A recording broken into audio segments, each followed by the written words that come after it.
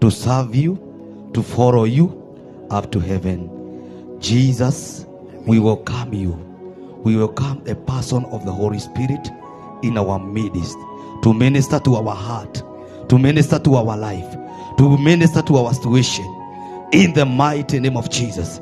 Father Lord, we welcome your light. Let your light so shine in this atmosphere, in this place, oh God. In the mighty name of Jesus.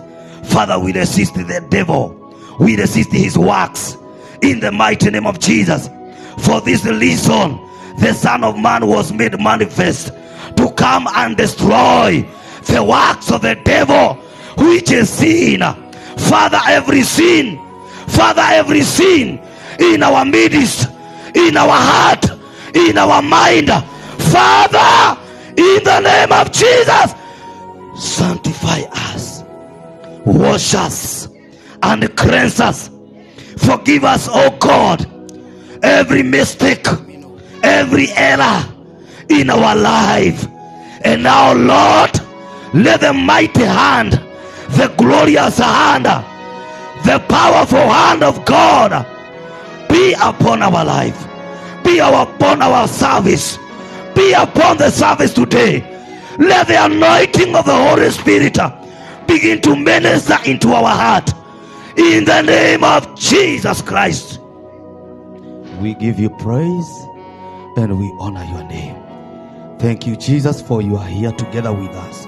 As we begin our service, let the anointing flow. In the name of the Father, of the Son, and of the Holy Spirit, we pray and we believe. And somebody pigie Bwana makofi ya kilo. Hallelujah. Hiyo amen sio ya watu ambao wanaenda mbinguni. Hallelujah. Hallelujah. Glory to God. Bwana asifiwe. Bwana Yesu asifiwe. Na wakaribisha wote katika ibada za leo. Hallelujah. Nataka nichukue nafasi hii kwa dakika kidogo nikaribishe waibaji watuongoze with one song, and then we are going to read a verse of the Bible, and from there the Holy Spirit will continue to lead us. Hallelujah.